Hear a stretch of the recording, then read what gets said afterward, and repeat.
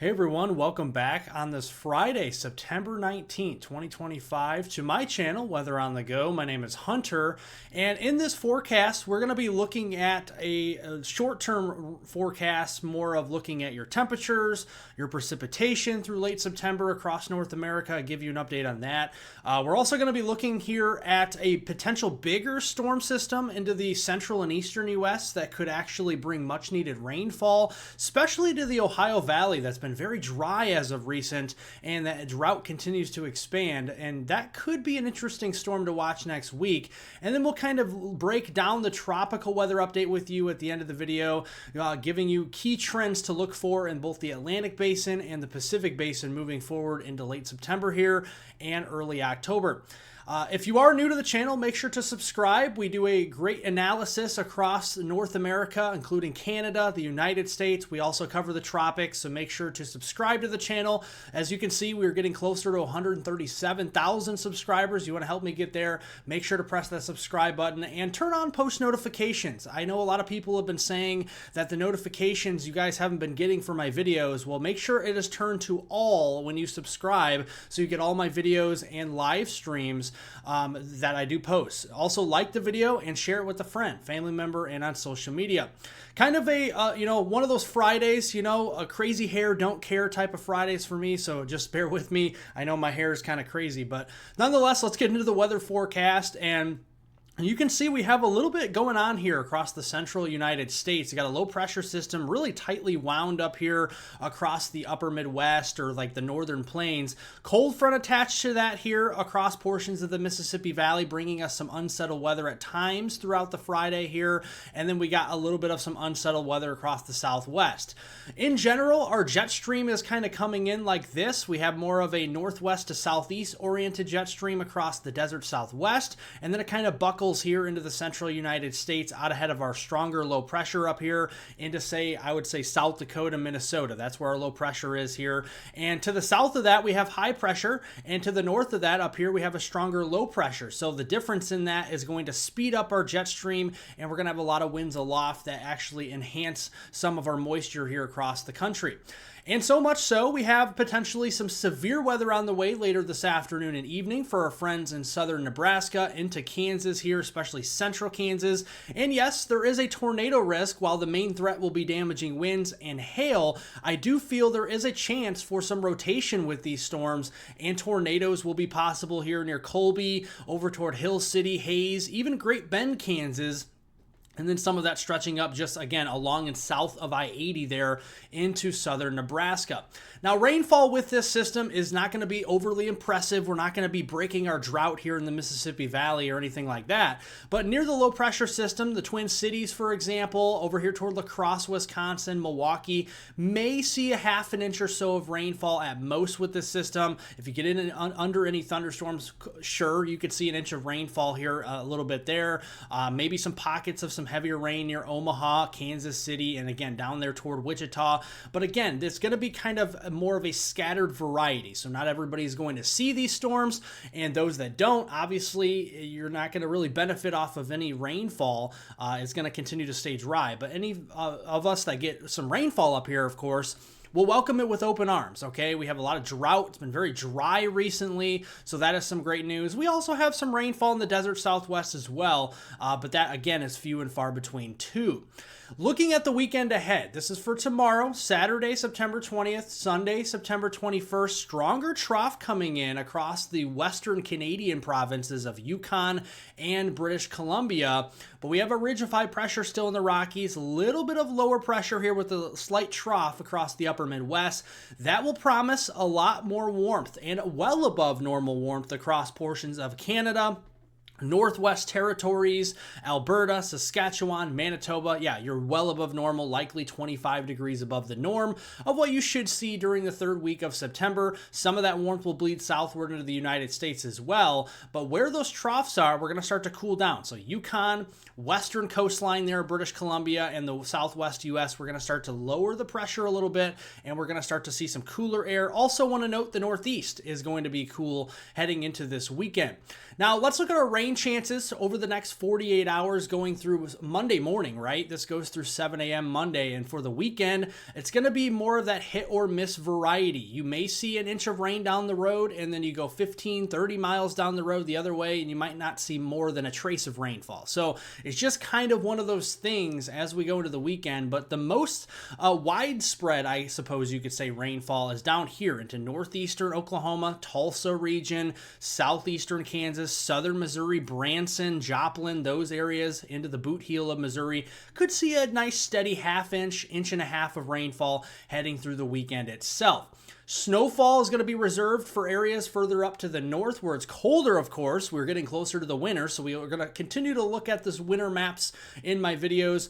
A few feet of snow in the higher elevations of Alaska there, southeast Alaska in particular. Yukon, western Northwest Territories, and the northwestern British Columbia. Again, these are higher elevations in the mountains, but you get an idea that there could be a few feet of snow there for anybody that that does live in those areas. Next week, Monday, September 22nd through Friday, September 26th, kind of the same theme here. We got lower pressure down across the southern tier. Ridge of high pressure been hanging out in Canada. That will continue into next week, and then that trough will kind of weaken as it pushes further inland into western Canada next week too. And so really what you see is what you get here. So what you're seeing now likely is what we're going to be seeing for our temperatures as we go into next week. Cooler in Alaska, cooler in western Canada, a little bit cooler underneath in the southern tier, and then we see much of southern Canada, eastern Canada, and the eastern third of the United States well above normal with our temperatures next week. Now, with that said, we're going to be watching a storm system that could evolve. The deterministic operational European GFS models have been showing this, and the European model is going all in on some heavy rainfall, and should I add much needed rainfall across the Ohio Valley going into next week. You can see amounts here 2 to 4 inches widespread. And the GFS model, while it's a little bit lighter in some cases, it's very similar in location and magnitude, really. So I do feel there could be a bigger storm system to watch for the Ohio River Valley, perhaps the Mid-Atlantic, as we go into later next week. Ensemble guidance is showing well above normal precipitation anomalies for that region. Mississippi Valley here toward the boot heel of Missouri, kind of in that crosshairs over up into the Ohio River, including Louisville, Lexington, and Nashville areas south of the Ohio River as well. Keeping an eye on that. Very key because we have a lot of drought that has been building. It's been very dry across the mid-Mississippi Valley into the Ohio Valley recently. This is the U.S. Drought Monitor that was released just yesterday. They release them every Thursday. And notice in the tan colors, that is your moderate drought. You see the oranges showing up, that's severe drought, and the reds, we don't like to see that. The boot heel of Missouri, northwestern portions of Tennessee, Clarksville, for example, yeah, we're getting into that extreme drought territory, and it'll take a lot of rainfall to chip away at that. While we're probably not going to get rid of the drought, we are going to start to see some help potentially if we get that bigger storm. But looking in the long range, the first 10 days of October, literally looking above normal there across the Ohio River Valley, which makes sense. Drier ground heats up faster than a wetter ground does, so that does make sense. And we have below normal precipitation. Drought feeds off drought. So basically, we're just going to see below normal precipitation through October 10th. Does that mean it's going to be bone dry? No, I think there are some rain opportunities in early October, even late September for these areas. But I think overall, we're looking at a drier look. A little bit above normal in Florida. That could be tropical induced as we go into early October. Something to keep an eye on for our friends in Tampa Bay. Down into Naples, Fort Myers, Miami, Daytona Beach, those areas that prime destinations for, once it gets cooler in the fall and winter, lots of people like to go down there. A lot of tourist activities down there, such as swimming, hiking, stuff like that. Everglades are down there, so we'll keep an eye on that going forward. Want to touch on this briefly as well. Risk of high winds across portions of Western California.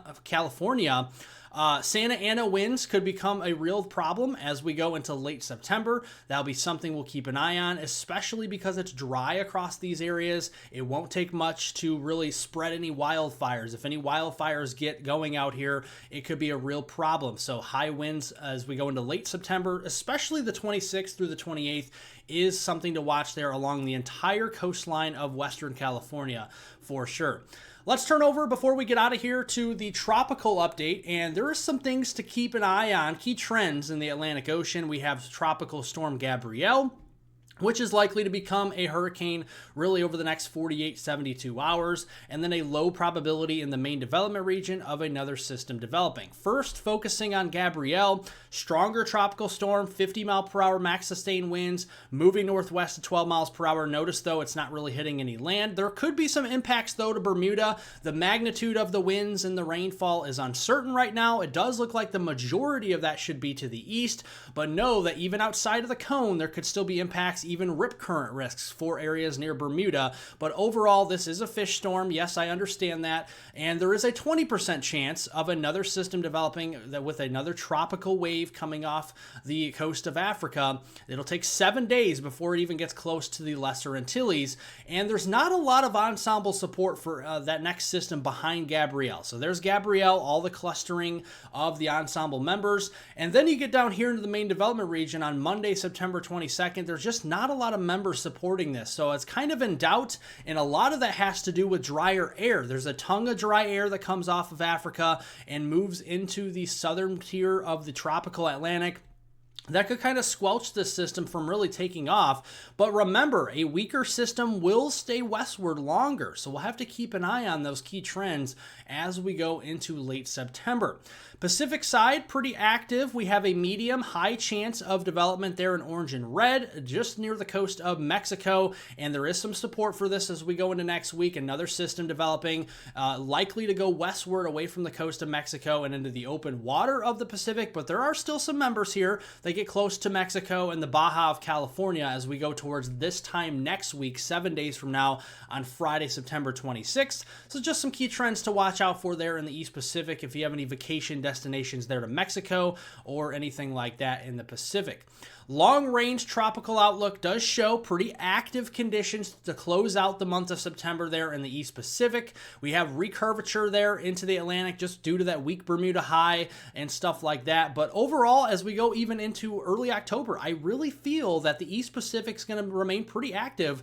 And a lot of our systems that come off of Africa and develop in the main development region will really kind of recurve still because of our weak Bermuda high. So we'll keep an eye on those trends as we go from now into late September, early October for you on the channel. So make sure to subscribe to the YouTube channel. We'll keep you covered. Again, make sure to turn on the post notification bell so you're notified for any future videos and live streams. Make sure when you subscribe, you turn the notifications to all so you get all my videos and live streams when I do post them. Like the video, give it a thumbs up, share it with a friend, family member, and on social media.